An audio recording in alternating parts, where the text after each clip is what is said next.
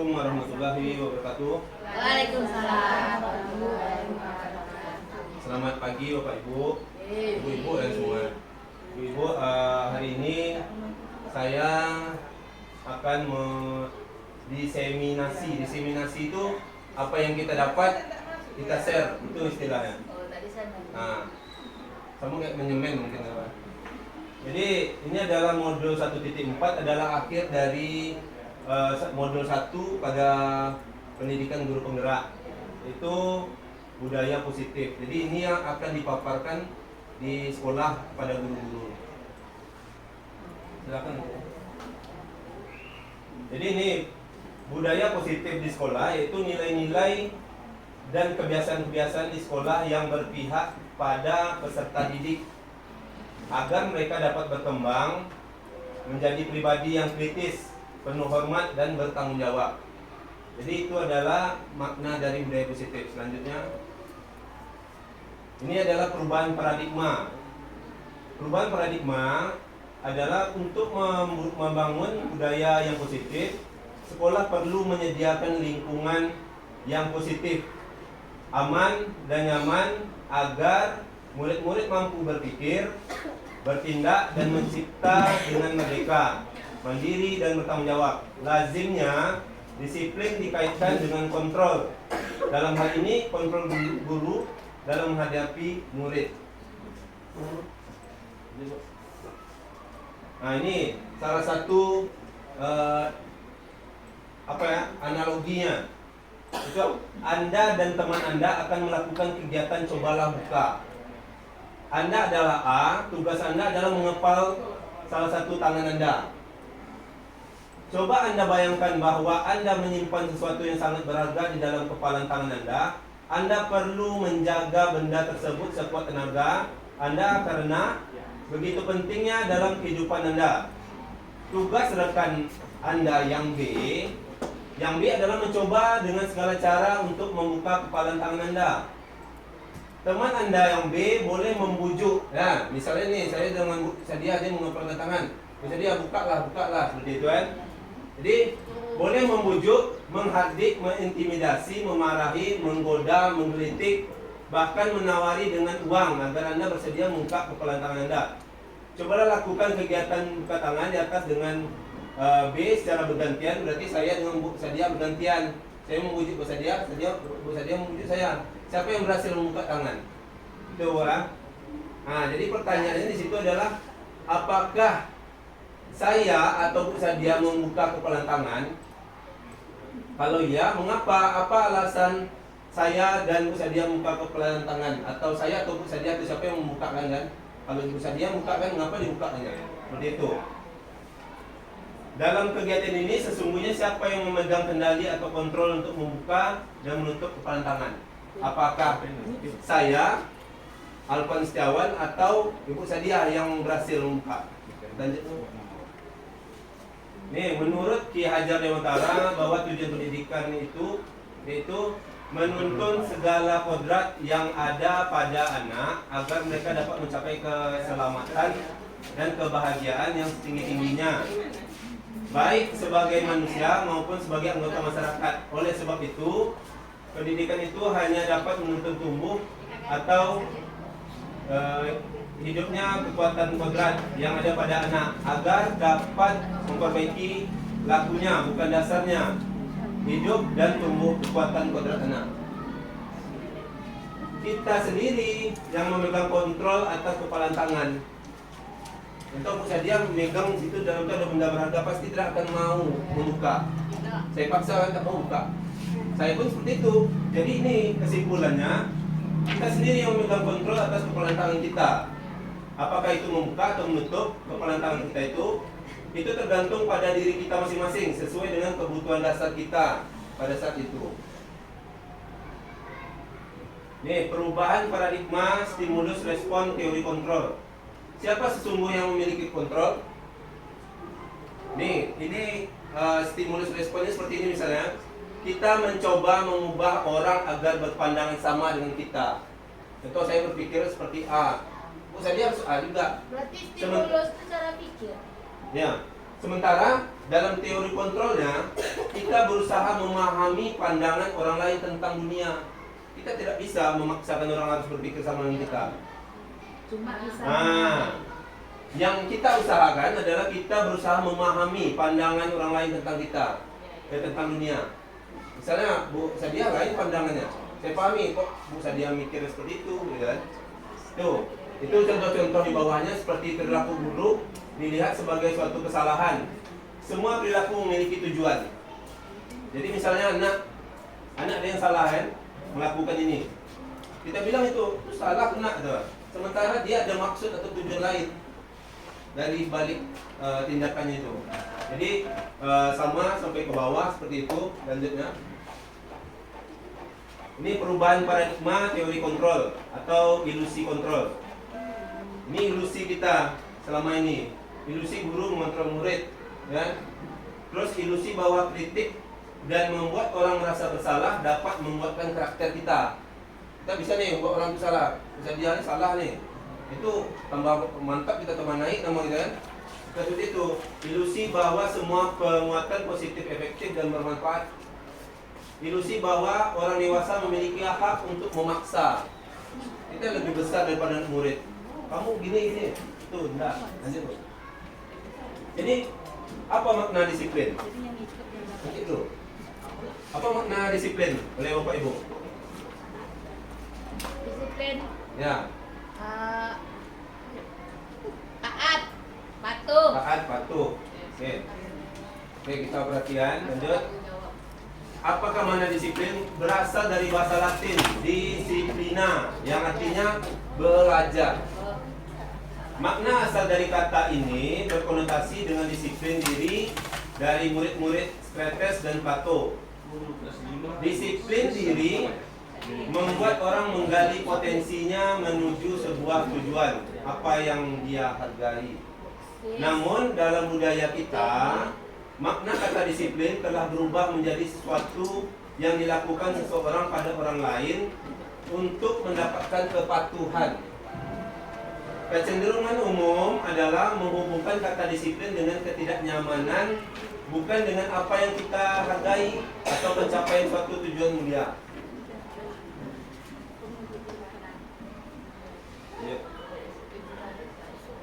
Jadi, disiplin adalah kemampuan memerintah diri sendiri, bukan memerintah orang lain ya Bapak Ibu. Memerintah diri sendiri dalam mengontrol dan menguasai diri untuk memilih tindakan yang mengacu pada nilai-nilai yang kita hargai dengan penuh tanggung jawab tanpa terperintah orang lain.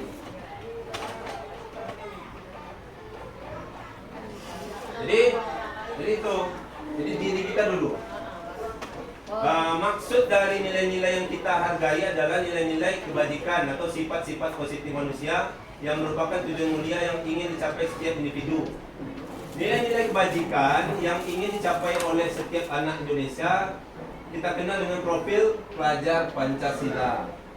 Nilai-nilai yang pertama itu beriman, bertakwa pada Tuhan Yang Maha Esa dan berakhlak mulia. Yang kedua mandiri, bernalar kritis, kebinekaan global, bergotong royong, kreatif. Jadi ada 6 PP. Jadi teori motivasi perilaku manusia. Untuk menghindari ketidaknyamanan atau hukuman, apa yang akan terjadi apabila saya tidak melakukannya? Itu motivasi dari eksternal atau dari luar. Yang kedua, untuk mendapatkan imbalan dari orang lain atau institusi, apa yang akan saya dapatkan apabila saya melakukannya? Jadi kalau kita mau mengerjakan sesuatu, apa yang dapat? Dia dapat uang apa? Itu dari eksternal. Tapi untuk menghargai diri sendiri, saya akan menjadi orang yang seperti apabila saya melakukannya. Itu adalah motivasi internal atau tujuan disiplin positif. Jadi kembali lagi diri kita sendiri. Kalau dari luar itu tadi, misalnya ada dapat duit, itu dari luar tuh. Atau apa yang dapat lagi. Nah, jadi ini adalah kebutuhan dasar manusia. Yang di tengah-tengah itu survival tuh, survive itu bertahan hidup. Itu pertama, kita bertahan hidup. Bertahan hidup itu didukung oleh pertama cinta atau cinta kasih atau diterima, penguasaan, kebebasan dan kesenangan. Itu lambang masalah bangsa. Contohnya, Ibu Ani, guru kelas 5 di SD Pelita Hati, sedang bingung menghadapi ulah salah satu murid di kelasnya, Agus. Beberapa anak telah datang dan mengeluh Agus yang seringkali meminta bekal makan siang mereka dengan paksa. Jika Anda menghadapi situasi seperti Ibu Ani, apa yang Anda lakukan? Menurut Anda kira-kira apa alasan Agus melakukan itu? Apa kita marahkan Agus? Tanya lu. Lanjut. Tanya dulu Ah. apa tadi itu. Dalam konteks penerapan disiplin positif, Ibu Ani sebaiknya mencari tahu alasan Agus melakukan tindakan tersebut agar mengetahui kebutuhan mana yang sedang berusaha dipenuhi Agus. Tadi ada yang perhatian. nah, tuh pas. Jadi apabila jawaban Agus karena ia lapar dan orang tuanya tidak membawakan bekal makanan siang, kebutuhannya adalah bertahan hidup. Kalau dia tak makan, Mati dan mati dia nanti, ya. Nah terus apabila jawaban Agus karena ia senang temannya jadi memperhatikan dia, kebutuhannya adalah cinta kasih. Berarti dia mau diperhatikan oleh temannya. Nah itu seperti itu ya Bapak Ibu. Nah. Terus apabila jawaban Agus ada yang merasa hebat karena temannya jadi takut dan menurutinya keinginannya, kebutuhan adalah penguasaan, pengakuan atas kemampuan. Apabila jawaban Agus karena ia merasa bosan dengan bekal yang dibawakan ibunya, karena selalu membawa bekal yang sama, kebutuhannya adalah kebebasan, kebutuhan dan pilihan. Kebutuhan akan pilihan. Terakhir, apabila jawaban Agus adalah karena isen saja dan dia menikmati ekspresi wajah temannya yang kesal karena diambil makanannya atau sampai nangis, kebutuhan adalah kesenangan. Berarti dia mencari kesenangan aja. Nah, jadi kita cari tahu dulu anak itu ngapa seperti itu. Nih, 5 posisi kontrol guru. Pertama, penghukum, pembuat merasa bersalah, teman, pemantau, manajer. Jadi ini apa? Ini identitas gagal atau kontrol di luar. Itu contoh menghindari hukuman. Itu guru berbuat menghardik, menunjuk-nunjuk, menyakiti, menyindir siswa ini misalnya. Nanti guru berkata contohnya, kalau kamu tidak melakukannya, awas ya, rasakan ya. Awas nanti ya. Boleh. Nah, hasilnya apa hasilnya? Hasilnya memberontak, menyalahkan orang lain dan berbohong. Itu nanti jadi anaknya. Nah, jadi kaitannya dengan dunia berkualitas itu murid meletakkan guru di luar dunia kualitasnya. Berarti guru itu tak dijadi apa pedoman dia. Murid berkata, biar aja nanti juga marah-marah lagi, ya kan? Dampaknya pada murid adalah mengulangi kesalahan.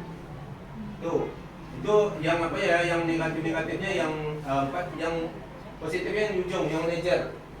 Yang manajer itu mengajukan pertanyaan-pertanyaan. Jadi guru berbuat itu apa yang dilakukan guru, mengajukan pertanyaan-pertanyaan.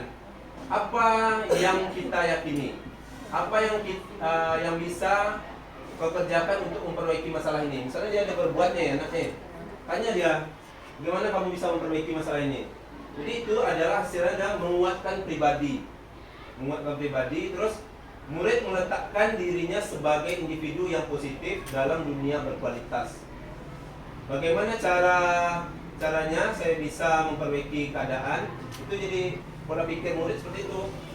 Jadi dia dampak pada murid adalah mengevaluasi diri, bagaimana cara memperbaiki diri. Itu mindsetnya seperti itu Pak Ibu. Jadi ini pernyataan. Terus siapa yang mengatakan? Contohnya seperti ini, saya kecewa sekali dengan kamu. Membuat orang merasa bersalah. Kalau kita berkata seperti, berarti kan anak bersalah. Ibu kecewa sama kamu, jadi itu kita membuat anak bersalah. Terus kamu tidak pernah benar melakukannya, kita menghukum. Kamu kali-kali salah terus, kita hukum anak dulu jadi ya. Itu yang dampaknya deh. Terus ayolah lakukan demi ibu dan bapak. Itu jadi teman kita. Terus apakah kamu mau mendapatkan stiker bintang hari ini? Itu tipe pemantau. Terus bagaimana kamu bisa menyelesaikan masalah ini? Ini tadi manajer. Gimana kamu bisa menyelesaikan masalah ini? Misalnya tak dapat kali-kali, tanya sama anak murid. Ada cara lain? Mana tahu dia ada cara lain kan? Terus kamu selalu yang paling terakhir itu adalah menghukum juga. Jadi ini Bapak Ibu ya, Yang di tengah-tengah warna ungu itu adalah peraturan kelas. Di atas peraturan kelas itu adalah keyakinan kelas. Di atas lagi baru lingkungan positif. Nah, barulah terjadinya budaya positif. Jadi nanti kita akan praktekkan itu. Yang pertama itu keyakinan kelas. Keyakinan kelas adalah nilai-nilai kebajikan atau prinsip-prinsip universal yang disepakati bersama secara universal. Lepas dari latar belakang suku, negara, bahasa maupun agama. Menurut Gosen 1998, suatu keyakinan akan lebih memotivasi seseorang dari dalam atau intrinsik. Seseorang akan lebih bersemangat untuk menjalankan keyakinan daripada hanya sekedar mengikuti serangkaian peraturan. Jadi lebih pengaruh keyakinan daripada peraturan. Itu pembentukan keyakinan kelas. Keyakinan kelas bersifat abstrak daripada peraturan yang lebih rinci dan konkret. Keyakinan kelas berupa pernyataan-pernyataan yang universal. Pernyataan keyakinan kelas senantiasa dibuat dalam bentuk positif. Jadi bukan kalimat negatif ya. Contohnya tidak ribut di kelas. Kalimat positifnya apa Ibu? Kalau tidak ribut di kelas, itu kan negatif tuh. Tidak ribut di kelas. Positif. Saya nggak dengar suara. Positifnya tertib di kelas. Oh. Itu kalimat positif, ini negatifnya. Jadi itu harus diubah. Jadi keyakinan kelas hendaknya tidak terlalu banyak sehingga mudah diingat dan dipahami. Semua warga kelas sebaiknya ikut berkontribusi dalam membuat kegiatan kelas lewat curah pendapat. Bersedia meninjau kembali keyakinan kelas dari waktu ke waktu. Jadi yang buat keyakinan kelas bukan kita guru, tapi adalah siswa kita. Gimana caranya? Kita suruh siswa itu menuliskan. Ada sticky note yang warna-warni itu, petak tuh. Minta anak, bagi ke anak-anak, suruh anak tuh tulis apa peraturan yang kamu ketahui. Buat, pasti anak tuh murid buat dan tidak buang sampah sembarangan kan. Nanti itulah yang akan kita tempelkan, kita kelompokkan. Jadi masuknya kemana? Masuknya keyakinan yang mana? Contohnya tidak buang sampah sembarangan. Masuknya keyakinan mana Bu Desi? Jadi ke positifnya. Menjaga kebersihan itu dia. Jadi itu dia mindsetnya. Lanjut Bu. Ini contohnya peraturan selalu kembalikan buku ke tempatnya. Itu dalam bentuk keyakinan atau apa positifnya? Keyakinan kelasnya adalah tanggung jawab. Nah seperti itu. Dilarang mengganggu orang lain, menghormati orang lain atau diri sendiri. Jadi menghargai teman itu seperti itulah. Hadir di sekolah 15 menit sebelum pembelajaran dimulai. Menghormati orang lain, komitmen pada tujuan. Dilarang melakukan kekerasan atau berkelahi ya. Berarti keselamatan sama menghormati orang lain. Jadi itu yang akan ditekankan ke anak yang di sebelah kanan itu. Anak itu nanti akan kita serahkan menulis. Dia menulis peraturan apa yang dia tahu. Nanti tugas kita sebagai guru adalah mengkonversi dari kalimat negatif jadi positif. Itu yang positif sebelah kanan. Contohnya gunakan masker. Nah, kesehatan untuk apa? Untuk kesehatan dan keselamatan. Jadi ini ya, seperti ini tuh ada sebelah kiri gambar keyakinan kelas. Kita tempel. Nanti kita kelompokkan yang mana yang masuk dalam menjaga kebersihan. Pasti anak-anak tuh ada yang dibuat tidak buang sampah sembarangan, tidak makan di kelas kan? Itu masuk nanti di situ menjaga kebersihan. Itu contohnya ada komitmen, tanggung jawab, saling menghargai, jujur dan peduli. Itu nanti boleh setelah dibuat, ibu tempel di kelas. Tidak harus yang kurikulum merdeka Pak Ibu ya. Saya pun mengajar kelas 4 dan kelas 3, kelas 5. Kelas 5 saya buat seperti ini juga. Kalau kita ngajar bahannya, iyalah harus kurikulum merdeka ya. Ini kan salah satu trik untuk membuat budaya positif. Lanjut ini lagi. Jadi ini macam-macam apa nih? Macam-macam pengetahuan ya. Ini salah satu lagi. Segitiga restitusi merupakan menciptakan kondisi bagi murid untuk memperbaiki kesalahan mereka sehingga mereka bisa kembali pada kelompok mereka dengan karakter yang lebih kuat.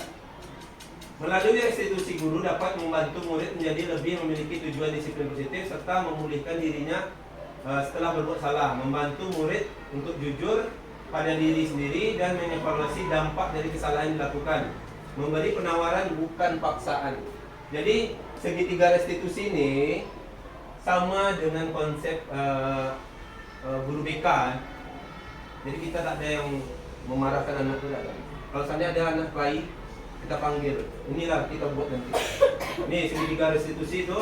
Contohnya pertama yaitu adalah menstabilkan identitas yang bawa. Kita stabilkan identitas anak itu. Misalnya dia sedang panas-panas nih, sedang marah dengan Tenang gitu. Ya, setiap orang pasti pernah melakukan kesalahan. Jadi kita bilang itu. Tenang. Desi, sini kamu kelahi tadi kan? Nah, bilang, Itu lagi. saya juga pernah, bapak atau ibu pernah juga melakukan seperti itu. Jadi anak tuh terbangun dalam dirinya, oh tidak saya saja ternyata yang buat seperti ini gitu. Nah, kamu bukan satu-satunya yang pernah melakukan ini, nah gitu. Berarti ada kawan lain. Jadi dia agak tenang itu adalah menstabilkan identitas. Yang kedua adalah validasi tindakan yang salah. Kamu tentu punya alasan mengapa melakukan itu. Kita tanyakan anak tuh, apa alasan kamu melakukan seperti itu? Mengapa kamu kelahi? Ada cara yang lebih efektif untuk mendapatkan apa yang kamu butuhkan. Nah, kita sebutkan ke anak seperti itu. Terus yang terakhir, menanyakan keyakinan. Keyakinan ini dari mana? Dari tadi, yang tadi itu. Keyakinan jelas tadi. Nilai apa yang telah kita sepakati? Contohnya, dia tidak datang, ya kan? Tidak datang. Berarti yang dilanggar adalah keyakinan kelas bertanggung jawab. Nah, jadi itu saya melanggar keyakinan kelas bertanggung jawab, Pak. Jadi kita tanyakan anak itu tahu nggak apa kesalahannya. Jadi itu kamu ingin menjadi orang seperti apa? Tanyakan seperti itu. Saya sudah mencoba kemarin. Kalau beras, saya mencoba itu bukan berarti anak itu berkasus, tapi saya memperagakan. Saya panggil anak, saya cobakan anak.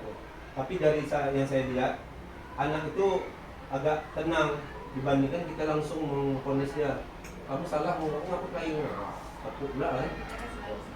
Jadi ini tahapannya, tahapan segitiga restitusi. Kalau yang apa-apa kayak gitu tuh Nah, ya biar anak tidak stres. Gitu. Satu, menstabilkan identitas. Ini yang membuat tidak stres nih, Bu. Kita tenangnya dulu. Berbuat salah itu tidak apa-apa, nak. Nah, ibu juga pernah membuat salah. Terus tidak ada manusia yang sempurna. Saya juga pernah melakukan kesalahan seperti itu waktu saya sekolah SD dulu. Saya bilang gimana kan? Kita bisa menyelesaikan ini. Atau bapak ibu tidak tertarik siapa yang salah, tapi bapak ibu ingin mencari solusi. Jadi kita tidak ada menyalahkan anak. Ibu di sini. Kalau dia baik seperti Ratna lah ya. Nggak ada masalah. Nah, jadi kamu berhak merasa seperti itu. Kamu berhak, Ratna. Terus yang kedua, validasi tindakan yang salah. Salah. Nah, ini padahal kamu bisa melakukan yang lebih buruk dari ini ya. Jadi kita bilang seperti anak itu, enggak. Kita bilang seperti itu. Padahal kamu bisa melakukan lebih buruk dari ini ya. Kita membilang ini bukan maksudnya menjadi anak tuh. Tapi anak tuh berarti yang saya lakukan tidak terlalu parah gitu. Itu untuk menenangkan dia. Bukan berarti yang dilakukan itu yang udah paling parah tuh. Misalnya leper nih.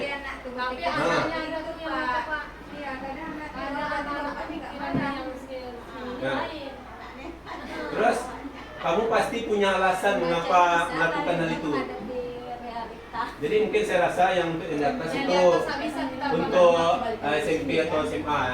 Nah, jadi kita pilih di antara tiga nih. Kamu pasti punya alasan mengapa melakukan hal itu. Saya rasa ini bisa. Terus kamu patut bangga pada dirimu sendiri karena kamu telah melindungi sesuatu yang penting buatmu. Itu bisa bilang 1,3 agak untuk SMA saya rasa. Ya. Yang terakhir, menanyakan keyakinan yang tadi itu yang terakhir. Apa yang kita percaya sebagai kelas atau keluarga? Apa nilai-nilai umum yang kita telah sepakati? Kita tanya nih anak nih. Nilai-nilai umum yang kita sepakati. Apa bayangan kita tentang kelas yang ideal? Jadi anak tadi itu yang kita sepakati itu keyakinan tadi. Apa yang sudah kita sepakati? Misalnya bertanggung jawab, saya melanggar itu Pak. Jadi seperti itu Pak Iwan. Kamu mau jadi orang yang seperti apa? Katanya anak itu. Ini saya lakukan kemarin di pustaka. Ya.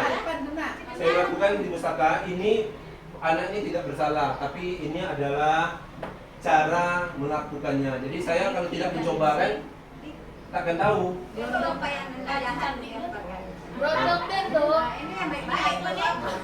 Oke, Bapak Ibu, Anak yang begitu. ini adalah akhir. Jadi budaya positif itu mulailah dari pertama tadi kita mengubah paradigma tentang kita ke anak. Jadi cara kita seandainya menghadapi masalah, anak ada yang bermasalah di kelas, yang malas atau yang suka berkelahi. Jadi caranya seperti ini tadi. Jadi ini mungkin harapan saya ada salah satu ibu-ibu yang bisa merefleksi diri. Jadi kita di belajar pun seharusnya seperti ini, Bu. Kita ngajarkan, di akhir kita tanya anak tuh. Seperti ini, perasaan saat ini adalah bagaimana perasaan Bapak Ibu setelah saya memaparkan hal tadi? Mengerti. Senang ya? Terus setelah mengikuti materi pengibasan atau diseminasi pada hari ini, saya jadi paham bahwa apa Bapak Ibu? Ternyata untuk menghadapi Nah, Dengan kekerasan. nah itu. Jadi tidak harus dengan kekerasan. Jadi apa target Bapak Ibu selanjutnya? Mencoba yang Bapak akan kasih tahu. Oke, jadi itu harapan saya. Memperbaiki diri. Memperbaiki diri. Plus Terus? lebih banyak sabar lagi. Ya, Iya, betul, betul. Nah, Jadi kita coba kan hal-hal ini ke murid. Insya Allah respon anak akan baik dan kita mengajar lebih baik. Mungkin itu saja pemaparan saya. Terima kasih atas perhatiannya. Assalamualaikum warahmatullahi wabarakatuh. Waalaikumsalam warahmatullahi wabarakatuh.